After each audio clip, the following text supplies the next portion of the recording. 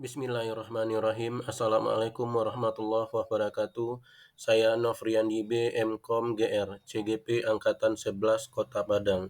Ibu Yayu Rahayu MPD selaku fasilitator dan Ibu Erika Prima Hendra SPD selaku pengajar praktik. Koneksi antar materi modul 1.1. Pertanyaan pembanti.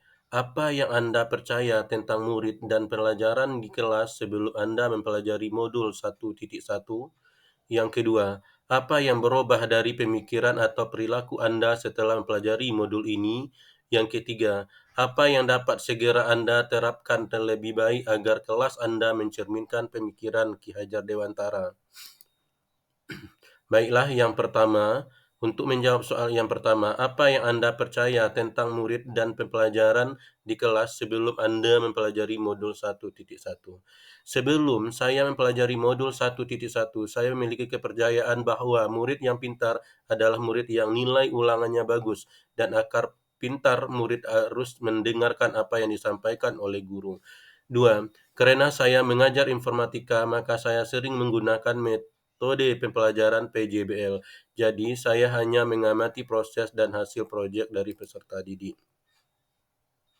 Pertanyaan yang kedua, apa yang berubah dari pemikiran atau perilaku Anda setelah mempelajari modul ini?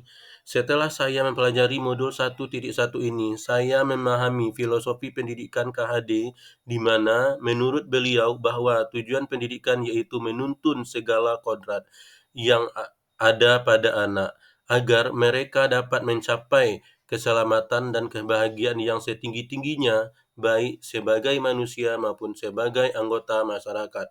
Oleh karena itu, pendidikan hanya dapat menuntun tumbuh atau hidupnya kekuatan kodrat yang ada pada anak, agar dapat memperbaiki lakunya, bukan dasarnya. Semua anak memiliki keunikan masing-masing. Proses pembelajaran yang dapat mengkomodir kebutuhan belajar murid akan menciptakan pembelajaran yang lebih bermakna. Saya menyadari zaman sudah berubah. Murid kita sekarang adalah generasi Z yang hidup di tengah-tengah kecanggihan teknologi. Saya menyadari saya bukan satu-satunya sumber belajar bagi mereka. Banyak sumber belajar lain yang bisa dimanfaatkan sesuai dengan minat dan bakatnya.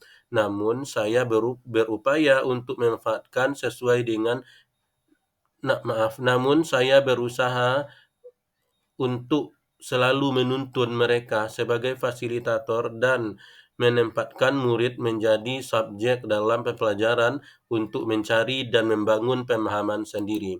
Pertanyaan yang ketiga, apa yang dapat segera Anda terapkan lebih baik di kelas Anda mencerminkan pemikiran KHD? Yang dapat saya terapkan lebih baik agar kelas saya mencerminkan pemikiran Ki Hajar Dewantara adalah dengan menyadari bahwa masing-masing murid adalah individu yang unik dan istimewa. Mereka memiliki potensi bakat, minat, dan karakter yang berbeda-beda. Namun itu saya mampu mengenali keunikan tersebut sebelum melaksanakan proses pembelajaran di kelas. Dengan pemahaman makna dan slogan Ki Hajar Dewantara, yaitu Nya Ingarso Sung Tolodo, yaitu guru harus memberikan contoh yang baik ataupun contoh teladan. Yang kedua, Ing Madya Mangun Karso, yaitu guru harus memberikan semangat pada murid. Yang ketiga, Tuduri Handayani, guru harus memberikan dorongan menjadi murid yang mandiri. Sebagai guru, saya berupaya untuk menjadi penuntun bagi mereka ataupun bagi siswa untuk mencapai kekuatan kodratnya sesuai dengan alam dan zamannya. Pembelajaran yang saya lakukan di kelas harus berpihak pada murid dengan menempatkan mereka sebagai subjek, menciptakan pembelajaran yang menyenangkan melalui pemilihan media pembelajaran yang berinovasi, serta selalu menanamkan nilai-nilai budi pekerti pada setiap kegiatan pembelajaran sehingga nantinya mereka tidak hanya cakap secara intelektual tetapi juga cakap secara sosial emosional.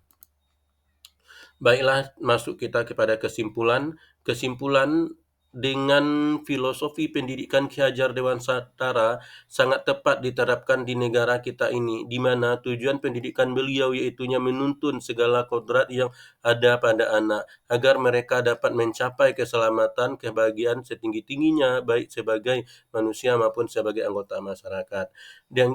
Dengan memahami makna pada slogan Ki Hajar Dewantara, yaitunya Ingarso Sung Tulodo, guru harus memberikan contoh yang terbaik ataupun contoh teladan. Kemudian Ingmadya Mangunkarso, guru harus memberikan semangat pada murid. Kemudian Tutwuri Handayani, guru harus memberikan dorongan atau menjadi murid yang mandiri. Sebagai guru, saya berupaya untuk menjadi penuntun bagi mereka untuk mencapai kekuatan kodratnya sesuai dengan alam dan zamannya. Oke, terima kasih. Itulah penampilan dari tugas modul 1.1 saya. Salam guru penggerak. Assalamualaikum warahmatullahi wabarakatuh.